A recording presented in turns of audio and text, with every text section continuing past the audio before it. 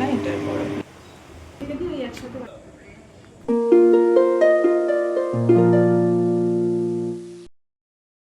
আজ আমি আর সায়ন্তন আবার চলে যাচ্ছি মা বাবার বাড়িতে। অ্যাকচুয়ালি মা মানে আমার শাশুড়ি মা ঘুরতে গেছে আইজলে, এই জন্য ভাবলাম বাড়িতে তো কেউ নেই, তাই আমি আর ও মা বাবাকে সময় দিতে একটু বাড়ি চলে গেছিলাম। যাওয়ার সময় আমাদের সবার জন্য নিয়ে নিয়েছিলাম ভেজিটেবল চপ আর সিঙ্গারা। তারপর গল্প করতে করতে পৌঁছে গেলাম মা বাবার বাড়িতে। তারপর মা আমাদেরকে মুড়ি মেখে দিল আর চপ সিঙ্গারা সব দিল। তারপর একসাথে আমরা অনেক গল্প করলাম চা খেতে খেতে। আর মা তো সবসময় খাটতেই থাকে, আর মাকে তাই জন্য বলেছিলাম যে তোমরা রান্না করো না, আজকে আমি গিয়ে পনিরটা বানাবো রাতে। তো সেই মতোই পনির কেটে নিচ্ছিলাম আমি, আর সাথে বসিয়ে দিয়েছিলাম চা, কারণ পিয়ালির বাবা মানে কাকু এসেছিল আম দিতে ওদের গাছের আম। কাকুর জন্যই আবার নেক্সট টাইম চা বসিয়েছিলাম। আর এখানে আমার পনির অলমোস্ট রেডি। মায়ের সাথে গল্প করতে করতে মাকে বলছিলাম তুমি কিছু কাজ করো যেটা আমি ভিডিওতে দেখাই। মা আর কাজ খুঁজে পাচ্ছে না, সেটা বলেছি যখন।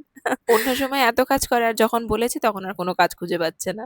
তো যাই হোক, আমার পনির রান্না হয়ে গেছে, তাই লাস্টে একটুখানি ফ্রেশ ক্রিম অ্যাড করে দিচ্ছিলাম। ফ্রেশ ক্রিম দিলে বেশ টেস্টটা অন্যরকম লাগে। রান্না বান্না সেরে তারপরে বসলাম মায়ের সাথে গল্প। ফোনে যতই কথা বলি না কেন, সামনে বসে গল্প করার তো মজাই আলাদা, তাই না? আর মা আমার মা হওয়ার আগেও সবার আগে বেস্ট ফ্রেন্ড, কারণ মা আমাকে কখনো জাজ করেনি, কখনো অবিশ্বাস করেনি, কিন্তু যখন যখন শাসন করার সেই শাসনটা কিন্তু করেছিল। তবে মায়ের এই বিশ্বাসটা ছিল, আমি মায়ের বিশ্বাস কখনো ভাঙবো না, কখনো মাকে নিরাশ করব না। তো এই দেখো মা রাতে কি বানিয়েছিল আমাদের জন্য।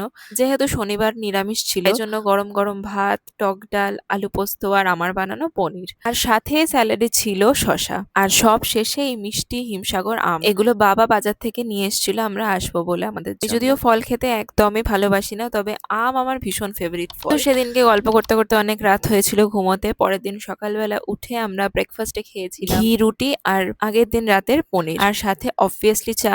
আর আগের দিন রাতে মা বাবাকে বলেছিলাম যে চিকেনটা আমি বানাবো একটু নতুন স্টাইলে, তো সেই মতন চিকেন বানিয়ে নিলাম। আর মা বানিয়েছিল বাসন্তী পোলাও, বেগুনি, আর তার সাথে আমি বানিয়েছিলাম ঠান্ডা ঠান্ডা রায়তা। মায়ের বাড়িতে গেলে মা একদমই কাজ করতে দেয় না, এই রান্না করব এটাও অনেক কষ্টে সিস্টেম এনেছে।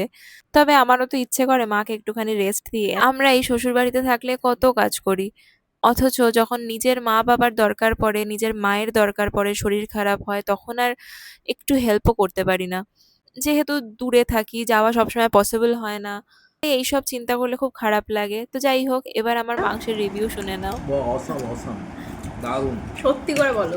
দারুণ। আমি এর আগে এইরকম মাংস কোনোদিন খাইনি, এত টেস্টি, এই বছরে আমি যে অন্যরকম কটা রান্না টেস্ট। করেছি সবাই মোটামুটি থ্যাংক ইউ। প্রশংসাই করেছে, যার জন্য উৎসাহ লাগে যে নেক্সট টাইম আরো ভালো করে বানাবো।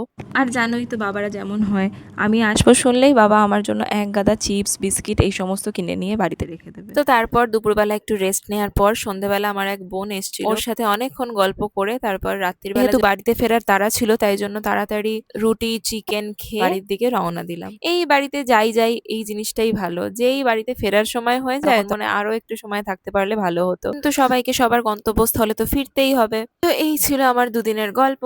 ভিডিওটা ভালো লেগে থাকলে লাইক করে দিও আর চ্যানেলটা সাবস্ক্রাইব করে দিও। দেখা হবে পরের ব্লগে। বাই।